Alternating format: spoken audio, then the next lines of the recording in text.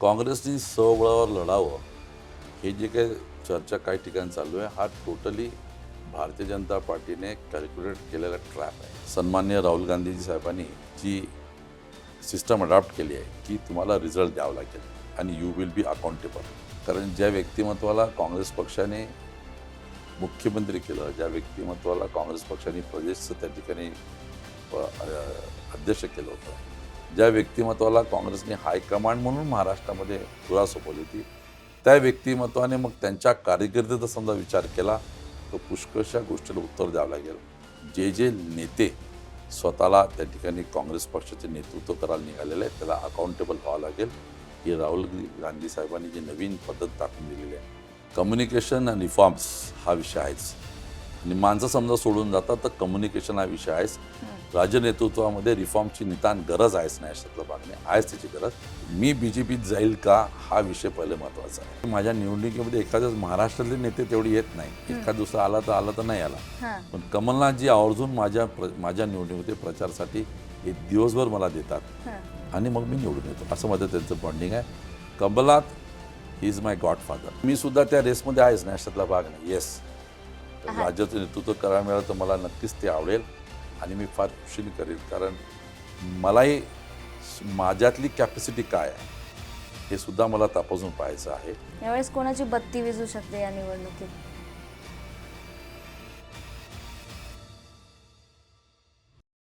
नमस्कार लगावबत्तीच्या प्रेक्षकांना. आज लगावबत्तीच्या प्लॅटफॉर्मवरती आपल्याला लाभलेले आहेत विदर्भाचे नेते, माजी मंत्री सुनील केदार सर. सर, तुमचं आमच्या लगावबत्ती चॅनलमध्ये खूप खूप स्वागत आहे. नमस्कार. सध्या निवडणुकांचा, लोकसभा निवडणुकांचा माहोल आहे आणि आज तुम्ही पुण्यामध्ये आहात. काय लढत दिसतीये पुण्यामध्ये तुमच्या दृष्टिकोनातनं? रवींद्र धंगेकर तुमच्या पक्षाचे अधिकृत उमेदवार आहेत. त्यांना काय आव्हान आहेत भाजपकडनं, काय सांगू शकता? नाही, एक तर आपल्याला सगळ्यात माहिती आहे की रवींद्र धंगेकर हे अत्यंत सामान्य माणसातला सामान्य माणूस आहे. तो लोकांचा माणूस आहे. जमिनीवर पाय ठेवून चालणारं व्यक्तिमत्व आहे आणि सामान्य माणसाच्या अपेक्षा आणि सामान्य माणसाच्या गरजेपोटी स्वतःला पूर्ण पणाला लावून काम करणारं व्यक्तिमत्व आहे. आणि माझं जे काही राजकारण सध्या बदलत्या राजकारण मी पाहतोय की आज लोकांना त्यांचे मतं जाणून घेणारा आणि त्यांच्यासाठी उभं राहणाऱ्या व्यक्तिमत्वाची नितांत त्या गरज असते. अशा वेळेस धनगेकर जसं त्यांनी आपली विधानसभा सगळ्याला चकित केलेलं आहे, लोकसभेमध्ये सुद्धा त्याच पद्धतीने ते पुढे जातात आहे. पण पोटनिवडणुकीत, विधानसभेच्या पोटनिवडणुकीत जे चित्र आम्हाला दिसलं ते आत्ता आम्हाला दिसत नाहीये लोकसभेमध्ये, किंवा महाविकास आघाडीची ताकद एकत्रितपणे दिसली होती ती आत्ता धंगेकरांच्या प्रचारामध्ये आम्हाला दिसून येत नाहीये. काय फरक आहे का दोन्ही लढतीमध्ये? मा का माझ्या हिशोबाने फरक नाही आहे. आपल्याला दिसत नाही याचं मूळ कारण जे मी समजू शकतो, त्यावेळेस ती एक पोटनिवडणूक होती, एकच निवडणूक होती. आणि ह्यावेळेस सगळीकडे निवडणूक आहे आणि म्हणून सगळी पक्षाची नेते, महाविकास आघाडीचे सगळे नेते वेगवेगळ्या मतदारसंघामध्ये जाऊन प्रचार करतात आहे. त्यावेळेस एकच निवडणूक असल्यामुळे बाकी दुसरीकडे नसल्यामुळे सगळे नेते एकत्रित दिसत होते आणि म्हणून बहुतांश तशा प्रकारचा आपला तो दृष्टिकोन. पण असं नाही आहे. महाविकास आघाडीचे नेते, महाविकास आघाडीचे काम करणारे खाली सगळे आमचे फौज, आमचे सगळे कार्यकर्ते एकत्रित काम करतात आणि ते चित्र आपल्याला पाहायला मिळेल. मधल्या काही काळामध्ये महाराष्ट्रातले दोन मोठे पक्ष फुटले. शिवसेना असेल, राष्ट्रवादी असेल, दोन शकलं पडली त्यांची, ताकद विभागली गेली आणि ज्या पद्धतीने शरद पवार समोर आलेत, ऍक्टिव्हली उद्धव ठाकरे समोर आले, त्यांनी एक लाट निर्माण केली. तुलनेने काँग्रेसमध्ये तसा काही मोठा फटका बसला नव्हता ना, कोणता मोठा गट कोणत्या पक्षात गेला. काही बोटावर मोजके नेते आहेत जे गेले काँग्रेस सोडून. तर मग आम्हाला काँग्रेस एवढ्या सक्रियतेने पुढे का दिसत नाहीये? मधल्या काळात अशी चर्चा झाली होती की काँग्रेसने स्वबळावरती निवडणूक लढवली असती तर जास्त यश आलं असतं, किंवा काँग्रेसला हीच ती वेळ आहे पुन्हा एकदा कमबॅक करण्याची, राज्यामध्ये असेल, केंद्रामध्ये असेल. काँग्रेसनी स्वबळावर लढावं, हे जे काही चर्चा काही ठिकाणी चालू आहे, हा टोटली भारतीय जनता पार्टीने कॅल्क्युलेट केलेला ट्रॅप आहे. हम्म. कारण काँग्रेस हे नेहमीच सगळ्याला सोबत घेऊन राजकारण आणि समाजकारण करण्याचा नेहमीचा त्यांचा तो दृष्टिकोन आहे आणि त्याचा मूलभूत विषय सुद्धा तोच आहे. आजच्या ह्या देशाच्या आणि राज्याच्या राजकारणामध्ये विरोधी पक्षाचे मतं विभागायचे आणि स्वतः त्या ठिकाणी जिंकून याचं ही व्यूहरचना भारतीय जनता पार्टीची आहे. आणि म्हणून त्यांनी ते तशा प्रकारचा तो आकार रचला होता पण काँग्रेसच्या नेतृत्वाने ते लगेच ओळखलं. माननीय शरद पवार साहेब, माननीय उद्धव ठाकरे साहेब हे तिघांनी मिळून त्याच्यावर निर्णय केला आणि मला असं वाटतं की आज जे महाराष्ट्रामध्ये भारतीय जनता पार्टीचे शीर्ष नेतृत्वापासून खालचे माणसं जे झटपट करून आलेले आहे, इतकं सगळं फोडाफोडी करून केल्यानंतरही ते त्यांच्या निवडणुकीमध्ये आश्वस्त नाही आहे. त्याचं कारणच हे आहे की ती लोक आल्यानंतर सगळ्या समाजातला जो वंचित वर्ग आहे, वेगवेगळ्या जातीपंथातला, ते सगळे एकत्र होऊन आणि सामान्य माणूस जो यांच्या कारकिर्दीमुळे अडचणीत आलेला आहे, महागाईच्या माध्यमातून, ते सगळे एकत्र ठेवण्याचं काम आज यांनी महाविकास आघाडी केलं आहे. आणि म्हणूनच वेगळं लढणं, भारतीय जनता पार्टीच्या ट्रॅपमध्ये काँग्रेस गेलं नाही, हे आपण त्या ठिकाणी समजून घेण्याचा प्रयत्न करावा. मधल्या काळात तुमचे बरेच नेते पक्ष सोडून गेलेत. म्हणजे मुख्यमंत्री पदावर राहिलेले अशोक चव्हाण असतील, सिद्दीकी पितापुत्र असतील, देवरा असतील, या सगळ्यानंतरही म्हणजे एवढी पदं लाभलेले नेत्यांनी काँग्रेस सोडावी, तर त्याच्यामध्ये दोष कोणाचा आहे नेमकं? राज्य नेतृत्व असेल का वरचं नेतृत्व असेल? कशामुळे हे होतंय? पडझड जी काँग्रेसची आम्हाला दिसून येते, तर त्याच्या पाठीमागे कोणती कारणं आहेत? काँग्रेस पक्षामध्ये काही माणसं पक्ष सोडून जाणारा हा विषय काही आजचा नाही आहे. हा विषय पंडित जवाहरलाल नेहरूपासून आपण पाहिला, त्याच्यानंतर इंदिराजीचंही पाहिलं आपण, किंवा राजीव गांधीचंही पाहिलं असेल. पक्ष सोडून जाणारे सोडून जाणारे नेते काँग्रेसमध्ये बरेच आहेच. मुख्यमंत्री सोडून गेलेले हे काही नवीन नाही आहे. याच्या अगोदर सुद्धा काँग्रेसचे ओरिसाचे मुख्यमंत्री सुद्धा जे कृष्णजी राज्याचे मुख्यमंत्री ते सोडून गेले, पंजाबचे मुख्यमंत्री ते सोडून गेले.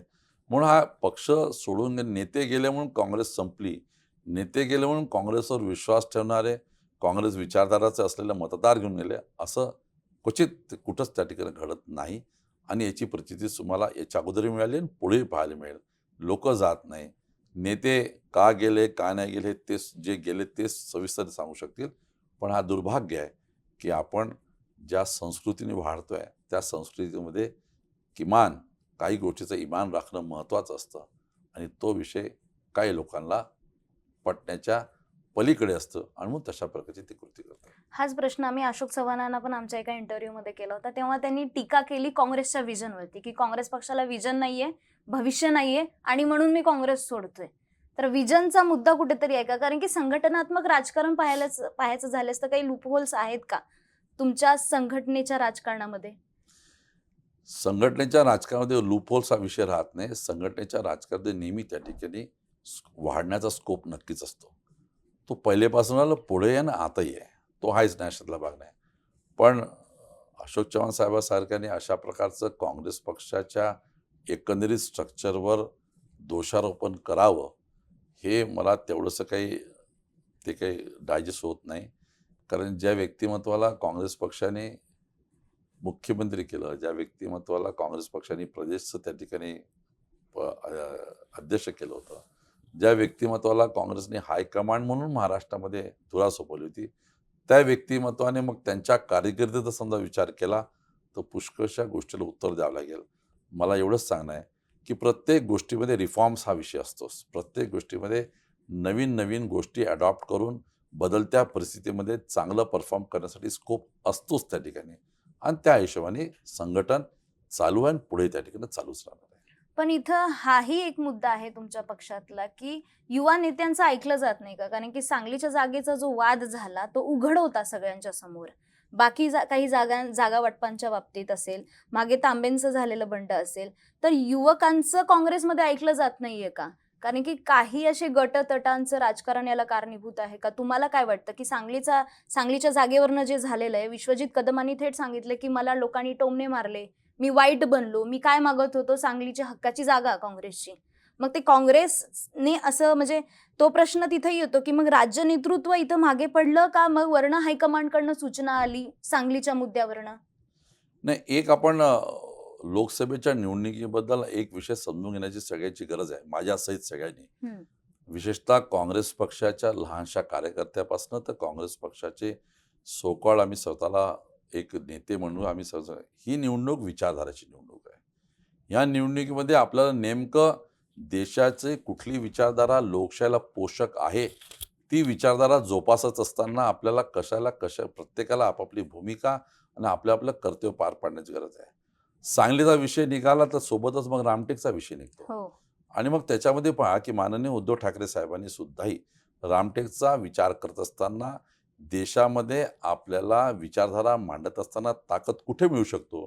कारण आपण सगळेजण मीडियाच्या लोकांनी एक गोष्ट लक्षात घ्यावं की याच्या अगोदर महाविकास आघाडीची सन्मान्य सोनिया गांधी ज्यावेळेस मुंबईला आल्या होत्या, राहुलजी ज्यावेळेस मुंबईला होते, खरगे साहेब जे मुंबईला होते, त्यावेळेस उद्धव ठाकरे साहेबांनी एक आपलं मत व्यक्त केलं होतं की या राज्यामध्ये निवडून येणारा व्यक्ती हा महत्त्वाचा विषय राहील, त्याच्या खालचे विषय आम्ही त्या ठिकाणी प्रायोरिटी दुसऱ्या राहतील आणि मग तो विषय आपण हाताळला पाहिजे.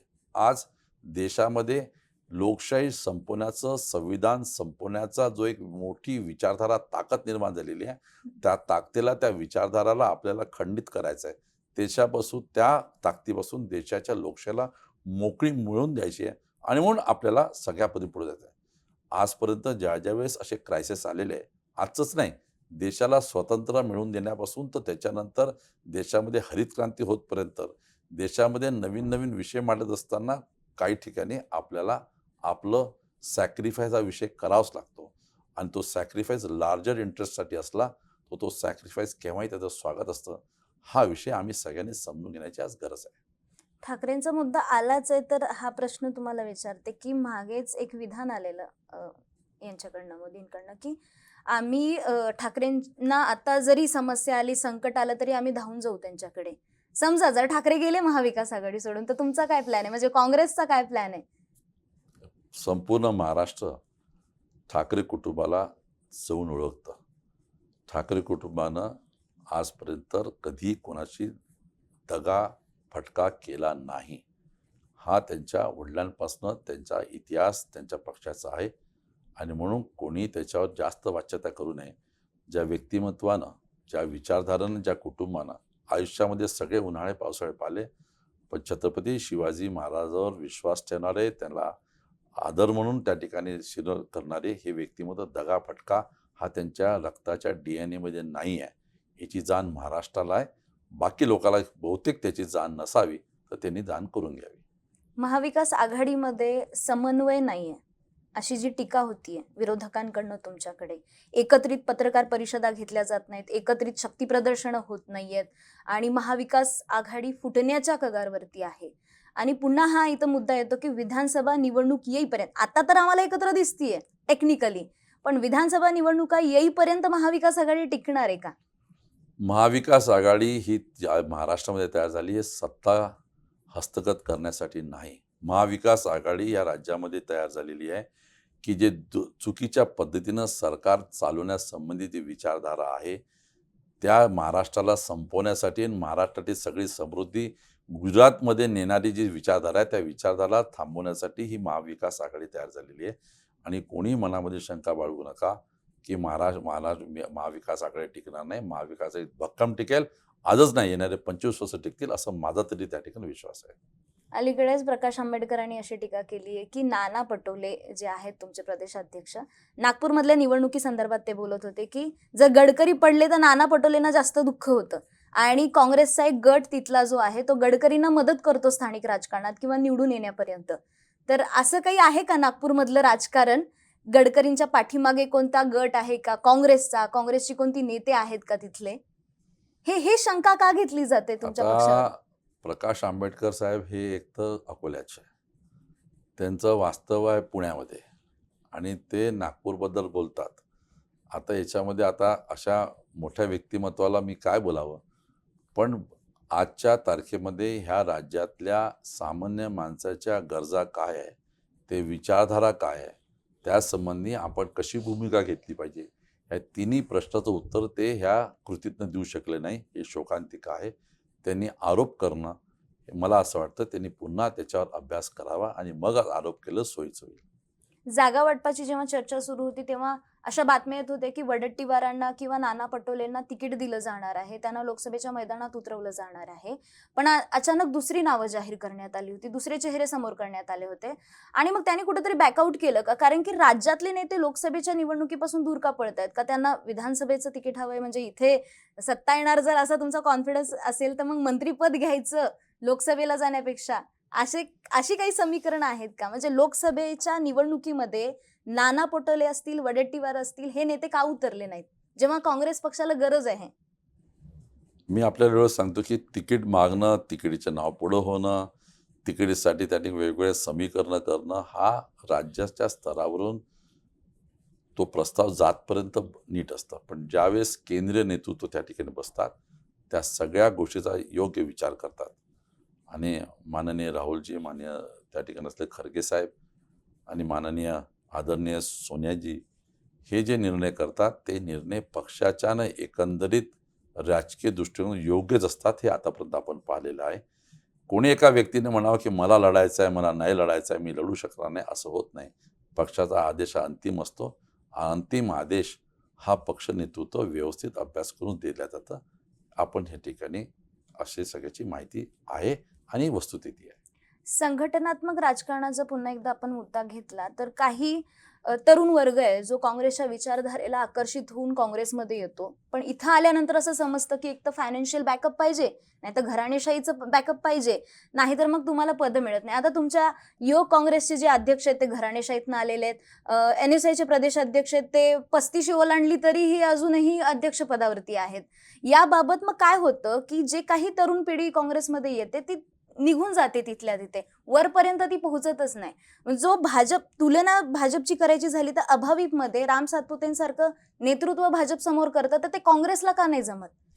मी आपल्याशी मान्यच करतो. मी असं म्हटलं का की आम्ही लोक फार परफेक्ट आहे. मी म्हटलं की बदलत्या परिस्थितीमध्ये काय रिफॉर्म्स आणणं गरजेचं असतात. ते आणले पाहिजे. सगळे काही लॅकुना दूर केले पाहिजे. हा कंटिन्युअस प्रोसेस आहे. आणि याच्यामध्ये ही गोष्ट तेवढीच केली की अलीकडं सन्माननीय राहुल गांधीजी साहेबांनी जी सिस्टम अडॉप्ट केली आहे की तुम्हाला रिझल्ट द्यावा लागेल आणि यू विल बी अकाउंटेबल. मला असं वाटतं की त्यांच्या ह्या नवीन पॉलिसीमुळे बऱ्याच गोष्टीवर त्या ठिकाणी मार्ग निघेल. इथून इकडं जे नेते स्वतःला त्या ठिकाणी काँग्रेस पक्षाचे नेतृत्व करायला निघालेले आहे त्याला अकाउंटेबल व्हावं लागेल. ही राहुल गांधी साहेबांनी जी नवीन पद्धत दाखवून दिलेली आहे त्यानंतर तुम्हाला हे सगळे रिफॉर्म्स पाहायला मिळतील. राहुल गांधी महाराष्ट्रात येतात, 2 दिवस वातावरण निर्मिती होती, काँग्रेसला काहीतरी आशादायक चित्र दिसतं आणि ते गेले की पुन्हा काहीतरी पक्षप्रवेश होतो, काँग्रेस सोडतो कोणता तरी आमदार, खासदार, मंत्री, माजी मुख्यमंत्री असेल. पण मग हे असं का होतं? म्हणजे राज्य नेतृत्वाचा इथं मुद्दा आहे का? कारण की जेव्हा जेव्हा चर्चा होते राजकीय वर्तुळात तेव्हा दोष नेतृत्वाला दिला जातो की हा नेतृत्वाशी समन्वय नाहीये, संपर्क नाहीये, त्यांच्याकडे विजन नाहीये, एकत्रित आणलं जात नाहीये. तर कोणाचं अपयश आहे हे? नाही, ही गोष्ट मी सांगितलं ना आपल्याला की कम्युनिकेशन आणि रिफॉर्म्स हा विषय आहेच. आणि माणसं समजा सोडून जातात तर कम्युनिकेशन हा विषय आहेच. राज्य नेतृत्वामध्ये रिफॉर्मची नितांत गरज आहेच नाही अशातला भाग नाही, आहेच त्याची गरज. पण हळूहळू सुरू. पण नवीन जी आज राहुलजींनी आम्हा काँग्रेसांनाही सांगितलं की यू विल बी अकाउंटेबल. याच्यानंतर तुम्हाला तुमचं परफॉर्मन्स द्यावंच लागेल. पार्टी पक्ष तुमच्या पाठीमागं तुम्हाला एवढी सत्ता देते, तुमच्या पाठी उभं राहते, तर तुम्हाला रिझल्ट द्यावंच लागेल. हा नवीन जो राहुलजींनी इथून इकडं आम्हा सगळ्याला जो मंत्र दिलेला आहे त्याच्यानं तुम्हाला पाहायला मिळेल की सगळ्याला परफॉर्म करावंच लागेल. मधल्या काळात म्हणजे तुमच्या नावाची चर्चा होती प्रदेश अध्यक्ष पदासाठी. जेव्हा जेव्हा प्रदेश अध्यक्ष पदावरनं चर्चा होते तेव्हा तुमचं नाव येतच येतं. तुम्हाला पद स्वतःहून पक्ष देतोय का तुमची इच्छाच नाहीये नेतृत्व करायची, का तुम्हाला इंटरेस्ट आहे पुढे जाऊन आम्हाला सुनील केदार हे प्रदेश अध्यक्ष म्हणून दिसतील का? मला संधी मिळाली तर मी नक्की त्या संधीचं सोनं नक्कीच करेल, अशातला भाग नाही. आणि आता ह्या स्टेजला मी सुद्धा त्या रेसमध्ये आहेच, अशातला भाग नाही. येस, आहात. राज्याचं नेतृत्व करायला मिळालं तर मला नक्कीच ते आवडेल आणि मी फार खुशीने करेल. कारण मलाही माझ्यातली कॅपॅसिटी काय आहे हे सुद्धा मला तपासून पाहायचं आहे. आणि म्हणून मी नक्कीच त्या प्रकारे प्रयत्नशील पुढे सुद्धा राहील. महाविकास आघाडीचं सरकार असताना देवेंद्र फडणवीस हे विरोधी पक्षनेते होते आणि आता वडेट्टीवार तुमचे नेते विरोधी पक्षनेते आहेत. त्या काळात आम्हाला किंवा असं चित्र निर्माण झालं होतं की विरोधी पक्षनेता कसा असावा तर ते फडणवीसांनी दाखवून दिलं. मग आता जे काँग्रेसचे नेते विरोधी पक्षनेते म्हणून पदावरती आहेत ते एवढे ऍक्टिव्हली ॲग्रेसिव्हली पुढे का येत नाहीयेत?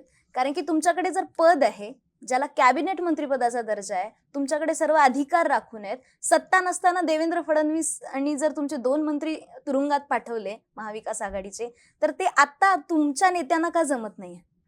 सत्ता पक्षातले 2 मंत्री तुरुंगात पाठवले त्यासाठी निव्वळ विरोधी पक्ष नेत्या म्हणून काम झालं असं आपल्याला म्हणलं जातं तर मी त्याशी सहमत नाही. केंद्रातली सरकार सुद्धा त्याच्यामध्ये तेवढीच ताकद पाहिजे. आज आमच्या पक्षाचं केंद्रातलं तेवढं सरकार नाही. पण मी आपल्याला सांगून गेले की विधानसभेच्या निवडणुकीनंतर ह्या महाराष्ट्रामध्ये लोकांपुढे मांडणारं चित्र आणि वस्तुस्थिती आहे ही आणल्या जाईल आणि त्यावेळेस कळेल आपल्याला की कोण कशा प्रकारचं वागलं त्या ठिकाणी. तुमच्या राजकीय कारकिर्दीवरती येऊया. तुम्ही सलग म्हणजे 5 वेळेस तुम्ही आमदारकी भूषवलेली आहे आणि त्यातली एक निवडणूक गाजली होती 94ची. तुमचे वडील, तुमच्या वडिलांचं नाव विदर्भामध्ये खूप मोठं आहे, सहकार महर्षी म्हणून त्यांचं नाव आहे. तर तो एक किस्सा किंवा ती एक घडामोड तुम्ही सांगू शकता की त्या दरम्यान हायकमांडवरती नाराज होऊन तुमच्या वडिलांनी 5 बंडखोर उमेदवार उभे केले होते आणि निवडून देखील आणले होते आणि त्यातले तुम्ही एक होतात. काय घडामोडी घडल्या होत्या तेव्हा? नाही त्यावेळेस असं होतं की मला निवडणुकीत उभं राहायचं होतं हां. आणि माझं जे गाव आहे, माझं जो होम टाऊन जे आहे, ते माझं गाव पाटणस्वामी तर सांवडेर तालुका. हं. हायकमांडला मी सांगितलं की मला आमदारकी लढायची आहे, पण मला माझ्या होम टाऊनमधनंच पाहिजे. हं. मी ज्या तालुक्याचा राहणार आहे, मला तिथला पाहिजे. हं.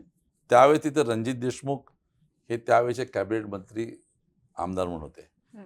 माझे वडील बाजूच्या मतदारसंघातनं आमदार होते. हं. ते मला म्हणाले सगळेजण हायकमांड, त्याच NKP साळवे साहेबांनी मोठा भूमिका वठवली होती की म्हणे सुनील केदार तुम्ही बाजूच्या तुमच्या वडिलाच्या मतदारसंघातून तिथे लढा. म्हटलं नाही, मला राजकारण माझ्या लोकांसाठी करायचं आहे.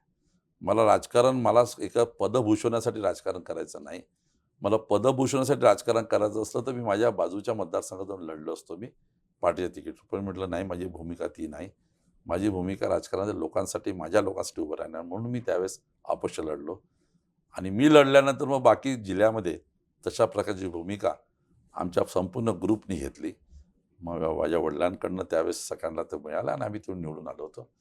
पण त्याच्यानंतरही आम्ही दुसऱ्याच्या भारतीय जनताच्या प्लॅटफॉर्मवर जाऊन निवडणुका लढलो नाही कधीच. हं. आम्ही अपक्ष लढणं मंजूर केलं. पुन्हा आम्ही जिल्ह्यामध्ये काँग्रेसच राजकारण केलं. हं. पण आम्ही BJPच्या प्लॅटफॉर्मवर जाऊन ना निवडणूक लढलो ना ती विचारधारा आम्ही वाढवली तिथे. मग आताही अपक्ष म्हणूनच भूमिका घेतली आहे सांगलीमधनं विशाल पाटलांनी. तुमची काय कमेंट आहे त्यावरती, विशाल पाटलांच्या या भूमिकेवरती? माझं एवढंच म्हणणं आहे की द लार्जर इंटरेस्ट कॅल्क्युलेशन करून पाहिलं पाहिजे. आपल्या ह्या सगळ्या ह्याच्यामध्ये लार्जर इंटरेस्ट सर्व होत नसेल हं. तर सॅक्रिफाईस हा केव्हाही मोठा असतो. कारण लार्जर इंटरेस्टमध्ये सॅक्रिफाईस करणं आमच्या नेत्या सन्माननीय आदरणीय सोनिया गांधी सुद्धा देशाच्या पंतप्रधान झाल्या नाही. लार्जर इंटरेस्टमध्ये त्यांनी तो सॅक्रिफाईस केला आणि मनमोहन सिंग साहेबाला पंतप्रधान केलं. काँग्रेस पार्टीची अशा प्रकारची आतापर्यंतची बरीच उदाहरणं आपल्याला देता येईल आणि म्हणून तीच विचारधारा, ती सहनशीलता आणि तो दृष्टिकोन काँग्रेसच्या प्रत्येक व्यक्तीने ठेवणं गरजेचं आहे. आत्ता कोणता चेहरा आहे तुमच्या पक्षातनं पंतप्रधान पदासाठी किंवा इंडिया आघाडीकडे? असा कोणता चेहरा म्हणून आम्ही पाहावा जो मोदींना टफ जाईल, मोदींच्या स्पर्धेमध्ये उतरेल? असं कोण आहे तुमच्याकडे? हा विषय माझ्यासारख्या लहान माणसासाठी सांगणं कठीणच आहे, पण विचारधारा महत्त्वाची आहे.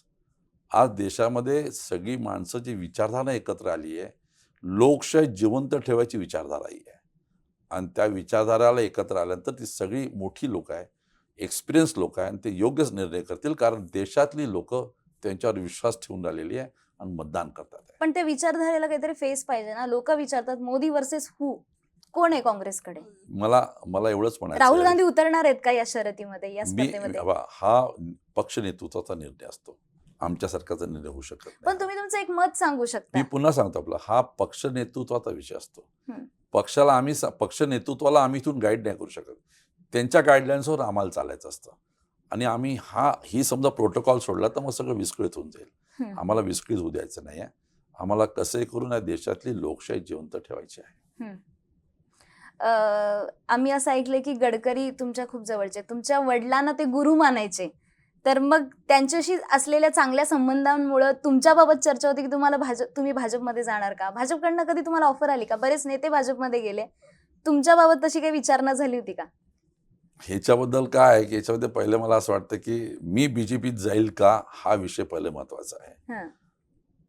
मी राजकारणात याच्या अगोदर कधी विचार केला नाही, आजही करत नाही, पुढे करत नाही. कारण मी एका आयडिओलॉजीने राजकारणात आहे आणि ती आयडिओलॉजी BJPच्या एकदम त्या ठिकाणी त्यांच्या आयडिओलॉजी डिफरंट आहे.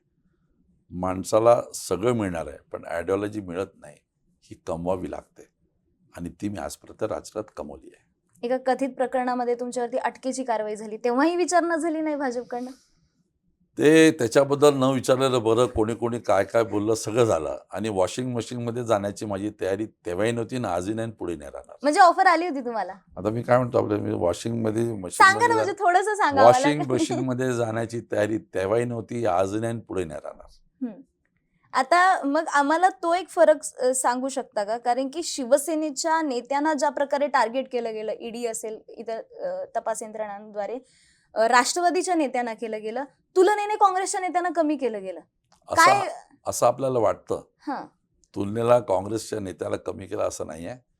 मीडियाने काही ठिकाणी दाखवलं काही ठिकाणी, पण आजही काँग्रेसच्या सगळ्या काम करणाऱ्या आणि रिझल्ट ओरिएंटेड नेत्याच्या पाठीमागं काही ना काही यांनी लावून ठेवलेलंच आहे. काँग्रेसमधला एक मोठा गट फुटणार आहे. अशोक चव्हाण गेले तेव्हा ही चर्चा होती, त्याच्या आधी होती. अशोक चव्हाणांबद्दल ही बरीच चर्चा होती, त्या चर्चेला आता पूर्णविराम मिळालाय. काँग्रेसमध्ये एक मोठा धमाका होणार आहे, एक 12 ते 13 आमदारांचा एक गट भाजपमध्ये जाणार आहे. याबद्दल काही आहे शंका? काही तशा हालचाली आहेत पक्षामध्ये? बिलकुल नाही. असं तुम्ही कुठलं- असंच म्हणणार आहे, पण आम्हाला हे जाणून घ्यायचं की हे का बोललं जातं, ही चर्चा काय? सत्ता ही कोणासाठी वापरायची असतात, सत्तेतनं आपण काय मिळवायचं असतात. भारतीय जनता पार्टीची एक थीम लाईन आहे. लोकशाहीमध्ये काय आहे की लोकशाहीमध्ये सत्तेचा वापर करून लोकांच्या मनामध्ये विश्वास निर्माण करायचा आणि लोकांचा मनामध्ये विश्वास निर्माण करून आपण त्याचं मतदान घ्यायचं, ही लोकशाहीमध्ये असलेली अलिखित तशा प्रकारची प्रचिती पद्धत आहे. भारतीय जनता पार्टीचं तशा प्रकारच्या लोकशाहीवर विश्वासच नाही. सत्तेच्या माध्यमातून लोकांना धमकवायचं, लोकांना भीती घालवायची, लोकांच्या आयुष्याचं वाटोळं करायचं आणि आपले विरोधक संपवायचे आणि विरोधक संपवून राजकारणात पुढे जायचं, ही त्यांची भूमिका आहे. लोकांच्या मनामध्ये विश्वास निर्माण करून राजकारणात पुढे जायचा हा त्यांची कार्यपद्धती नाही. विरोधक संपवून राजकारणात पुढे जायचं ही त्यांची कार्यपद्धती आहे. हा मूळ डिफरन्स समजून घेण्याची गरज आहे आणि मला असं तर BJP त्या पद्धतीने जाते. ते हे सांगणार नाही की आम्ही लोकांना ही सुविधा दिली, ते सांगणार नाही की आम्ही शेतकऱ्याला हे दिलं, ते हे सांगणार नाही आम्ही रोजगार दिला, ते सांगणार नाही की आम्ही एवढं प्रकारचं चांगल्या प्रकारची आरोग्याची व्यवस्था दिली. ते सांगतील आम्ही यांचा पक्ष तोडणार, आम्ही अजित पवारला तोडणार, आम्ही शरद पवारला तोडणार, आम्ही उद्धव ठाकरे साहेबाला करू, काँग्रेस पक्षाचा हा नेता फोडू, आम्ही हा पक्ष संपवून टाकू, आम्ही याला जेलमध्ये टाकू, हीच बोलतात ते. त्यांच्या एका तरी नेता म्हणतो का की राज्यामध्ये आम्ही अत्यंत चांगल्या प्रकारची शिक्षण व्यवस्था दिली, ज्याच्यामुळे ही मुलं येणाऱ्या दिवसामध्ये आयुष्यामध्ये आबाला हात लावू शकतील, अशा प्रकारची जनरेशन तयार होईल, हे बोलतच नाही ते. याचा तोड हा आमदार येईल, तो खासदार येईल. अरे पण तुम्ही काय दिवे लावले याचं सांगा जरा. आणि म्हणून मूलभूत लोकशाहीमध्ये पुढच्या विरोधकाला गारद करणे, त्याला नामोहरण करणे आणि राजकारणात जिवंत राहणे ही त्यांची पद्धत आहे. लोकांच्या मनामध्ये विश्वास निर्माण करून त्यांची मतं घेणं आणि मग राजकारणात जिवंत राहणं ही त्यांची पद्धत नाही. काँग्रेसचं काय विजन आहे या लोकसभा निवडणुकीमध्ये? महाराष्ट्रापुरतं बोलायचं झाल्यास, विदर्भाच्या पुरतं बोलायचं झाल्यास? काँग्रेसच्या बद्दल हेच विषय नाही की सगळी जी विचारधारा, जे पक्ष लोकशाहीला मानणारे आहे, संविधानाला मानणारे आहे, त्या सगळ्याला एकत्र आणून संविधान त्या ठिकाणी बदलणारे आणि लोकशाहीला मिटवणारी जी विचारधारा आहे, त्या विचारधाराला नायनाट करायची ही भूमिका काँग्रेसची आज आहे. विदर्भ आणि काँग्रेसचं नातं खूप घट्ट आहे, म्हणजे पूर्वापार आपण पाहत आलो आणि त्या विदर्भातले तुम्ही नेते, विदर्भामधले एक डॅशिंग काँग्रेसचा चेहरा म्हणून तुमची ओळख आहे. पुढे जाऊन तुम्हाला मिळणाऱ्या संधी असतील किंवा जे काही प्रकार असेल, तर तुमचं विदर्भाबाबतचं वेगळं असं स्पेशल धोरण काही असेल तर ते सांगा आम्हाला. नाही, विदर्भाबाबतीत नाही. आम्ही माझ्यासारखा व्यक्ती हाच विचार केला, आम्ही संयुक्त महाराष्ट्राच्या विचारधाराचं आहे, असं विदर्भावरून वेगळं नाही. आणि विदर्भातले लोकंसुद्धाही संयुक्त महाराष्ट्र विचारधाराचे आहे. वेगळ्या विदर्भाची जी कधी काही मंडळी आपल्या प्रकारचा मीडियाच्या माध्यमाने आंदोलन करतात, तर मागचं पाहिलं आपण मागच्या 20-25 वर्षापासून त्यांना कुठल्याही प्रकारचा तिथून प्रतिसाद मिळत नाही. याचाच अर्थ असा की विदर्भातले लोकंसुद्धाही संयुक्त महाराष्ट्र विचारधाराचे आहे. विदर्भामध्ये अजून जो विकासाचा विषय जो करून घ्यायचा आहे तो नक्कीच येणाऱ्या दिवसामध्ये आमचे सरकार येणारच आहे 2-3 महिन्यानंतर. त्याच्यामध्ये आम्ही नक्की करू, धूमधडाक्यात करू आणि विदर्भ कसा सुजलाम सुफला होईल यासाठी आम्ही आमची परिश्रमाची पराकाष्ठा करू. ज्या विदर्भात संघाचं मुख्यालय म्हणजे नागपूरमध्ये आणि बालेकिल्ला म्हटलं जायचं, विदर्भ असेल नागपूर असेल, आणि अलीकडच्या काळामध्ये त्या बालेकिल्ल्याला सुरुंग लावण्याचं काम तुम्ही केलं. अलीकडच्या ज्या विधान परिषदेच्या निवडणुका असतील, स्थानिक निवडणुका असतील, तर तुम्हाला भाजपशी लढताना, तिथल्या नेत्यांशी लढताना काँग्रेसच्या नेतृत्वाकडनं तेवढा सपोर्ट मिळतो का? काँग्रेस नेतृत्व सपोर्ट म्हणजे आम्हीच तिथे स्वतः काँग्रेस आहे ना, आमचे घेऊन चालतो. आणि मी आपल्याला सांगतो की मी आपल्याला याच्या अगोदर सांगितलं की भारतीय जनता पार्टीची राजकारणामध्ये काम करण्याची जी पद्धत आहे, जी विचारधारा आहे, ती लोकांच्या मनामध्ये काम करून विश्वास करणं किंवा लोकांची मनं जिंकणं हा विषयच नाही त्यांचा. विरोधकाला नामोहरण करणं, त्याला त्याच्या कुठेतरी अडचणीत आणणं, त्याला प्रचारापासून थांबवणं, हे करून राजकारण करणं हा त्यांची पद्धत आहे. आणि म्हणून बालेकिल्ला असला तरीही इतकं जुना बालेकिल्ला आपण नागपूर म्हणतो विदर्भामध्ये, त्याच्यामध्ये लोकांचा विश्वास ते आजही संपादन करू शकत नाही. आणि पुढे याच्यापेक्षा अजून वाईट परिस्थिती होणार आहे त्यांची. आत्ता सुरू असलेल्या लोकसभा निवडणुका असतील, येऊ घातलेल्या लोकसभा आणि येऊ घातलेल्या विधानसभा निवडणुका असतील, दोन्ही निवडणुकींमध्ये काय फरक दिसून येतो राजकीय दृष्टिकोनातनं? आत्ता चालू असलेले मुद्दे विधानसभेपर्यंत टिकणार आहेत का? कोणते मुद्दे काँग्रेससाठी फायद्याचे आहेत, कोणते मुद्दे भाजपच्या विरोधात आहेत? आजचा मुद्दा जो आहे, ह्या देशातील लोकशाही, संविधान आणि देशातील सामान्य गरीब माणसाला किंवा मध्यमवर्गाला जगत असताना महागाई आणि नवीन जी मुलं बहुजन समाजाची शिकून मोठी झाली, त्यांच्या हाताला रोजगार, हा महत्त्वाचा विषय घेऊन ह्या निवडणुकीत लोक पाहतात आहे. विधानसभेमध्ये मात्र त्या ठिकाणी माझं स्वतःचं व्यक्तिगत मत असं आहे की माणसं त्यांच्यासाठी झटणारा व्यक्ती कोण याच्यावर जास्त लक्ष केंद्रित करतील, असं त्या ठिकाणी माझं मत आहे. मागे तुम्ही मध्य प्रदेशच्या एका प्रभारी पदावरती, समन्वयक पदावरती होता. कमलनाथ यांनी तुमची तशी नियुक्ती केली होती. तर कमलनाथ यांना तुम्ही मार्गदर्शन त्यांचं घेतात, तर असं कसं बॉन्डिंग झालं किंवा कसं ते नातं आहे तुमचं? कमलनाथचं मतदारसंघ आणि माझा मतदारसंघ हा लागून आहे. अच्छा. माझा मतदारसंघ हा महाराष्ट्राच्या बॉर्डर आणि तिथून मध्य प्रदेश सुरू होतो. मध्य प्रदेशमध्ये कमलनाथजीचा मतदारसंघ सुरू होतो. माझं त्यांचं बॉन्डिंग मागच्या 20 वर्षापासून आहे. अच्छा. ज्यावेळेस तिथे निवडणुका असतो मी तिथं जातो आणि माझ्या निवडणुकीमध्ये ते येतात. आपण पाहिलं की माझ्या निवडणुकीमध्ये एखाद्याच महाराष्ट्रातले नेते तेवढे येत नाही. एखाद दुसरा आला तर नाही आला, पण कमलनाथजी आवर्जून माझ्या निवडणुकीमध्ये प्रचारासाठी एक दिवसभर मला देतात आणि मग मी निवडून येतो. असं माझं त्यांचं बॉन्डिंग आहे. Kamal Nath he is my godfather. Godfather? हां, ही इज माय गॉडफादर. सगळ्या परीनं ते नेहमी आपल्या भाषणात म्हणतात, ये मेरा छोटा भाई है, मेरे से बहुत लढता है, पर यही काम करता है, असं नेहमी म्हणतात ते. आणि असं माझं त्यांचं अत्यंत राजकारणाच्या पलीकडे माझे त्याचे संबंध आहे. अच्छा अच्छा. तुमचं म्हणजे काँग्रेसमधले जे कोणते नेते आहेत महाराष्ट्रातले, त्यांचं काँग्रेस हायकमांडशी थेट कॉन्टॅक्ट असणारे म्हणून तुम्ही एक ओळखले जातात. तर तुम्ही राहुल गांधींना जवळून पाहताय, सोनिया गांधींना जवळून पाहताय.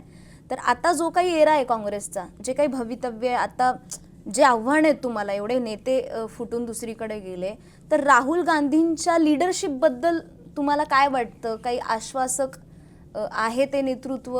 काय गोष्टी सुटतायत, काय राहून जात आहेत, त्याबद्दल तुम्हाला काय सांगता येईल? 100% त्या नेतृत्वाला आजच्या तारखेमध्ये देशाने मान्यता दिलेली आहे.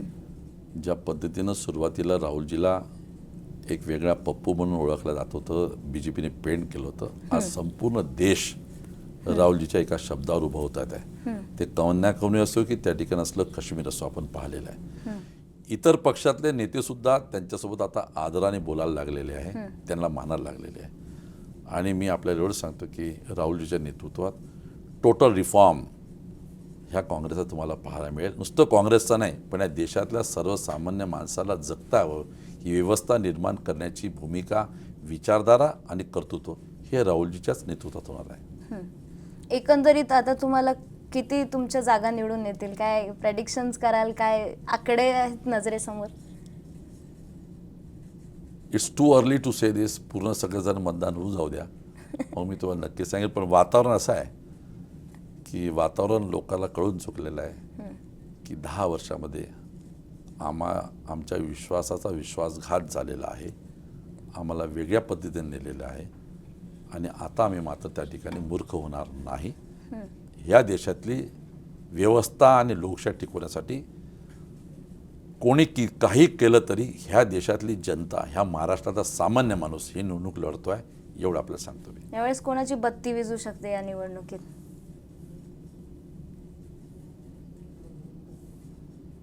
उपमुख्यमंत्री देवेंद्र फडणवीस. अच्छा, आणि कोणाची बत्ती पेटू शकते? ते मी नंतर सांगतो, पण बंद कोणाची सांगू शकता आपल्याला. अच्छा, उपमुख्यमंत्री देवेंद्र फडणवीस यांची बत्ती नक्कीच यावेळेस विझणार. आमच्या प्रेक्षकांना काय मेसेज द्याल आमच्या लगावती युट्यूब चॅनलच्या माध्यमातून मतदारांना? मी आपल्या चॅनलच्या माध्यमातून एवढं सांगेल की ह्या चॅनलनी ज्या पद्धतीने उपक्रम सुरू केलेला आहे असा धाडसी असावा, कारण आज सामान्य माणसाला सगळ्या गोष्टी धाडसानं पुढं सांगणारं आणि समजून सांगणारं त्याला प्रसारण करणारं चॅनलची नितांत त्या ठिकाणी गरज आहे.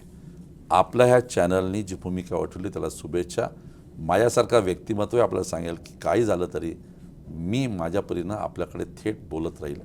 माझ्या पक्षाच्या अंतर्गत जरी असं त्याला मागं पुढं पाहणार नाही, कारण वस्तुस्थितीला आधारित आम्ही समजा आज समजून घेतलं नाही तर पुढचे पावलं नीट पडू शकत नाही.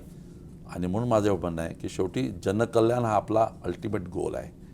जनकल्याणासाठी आपल्याला सगळ्या गोष्टी वेळप्रसंगी भूमिका घ्यावं लागेल. मी स्वतःसुद्धा घेईल. माझ्या पक्षामध्ये सुद्धाही काही सगळं ऑलवेल नाही आहे हे मला मान्य आहे, पण आज परिस्थिती ते ऑलवेल पाहण्याची नाही आहे. आज परिस्थिती आहे त्या विचारधारासोबत लढायची. ते लढणं झाल्यानंतर मग पक्षातल्या विषयावर नक्की त्या ठिकाणी चूप बसणारा माणूस नाही मी. नक्की याच्यामध्ये सुद्धा आपलं त्या ठिकाणी जे काही करणं गरजेचं ते केल्याशिवाय राहणार नाही. निश्चितच. थँक्यू सो मच सर, वेळ दिला तुम्ही आम्हाला एवढा. आणि ही मुलाखत तुम्हाला कशी वाटली, यांच्या भूमिकेवरती तुमच्या काय प्रतिक्रिया आहेत आम्हाला कमेंट बॉक्समध्ये नक्की सांगा. आणि अशाच राजकीय मुलाखती पाहण्यासाठी लगावतीच्या यूट्यूब चॅनलला सबस्क्राईब करायला विसरू नका.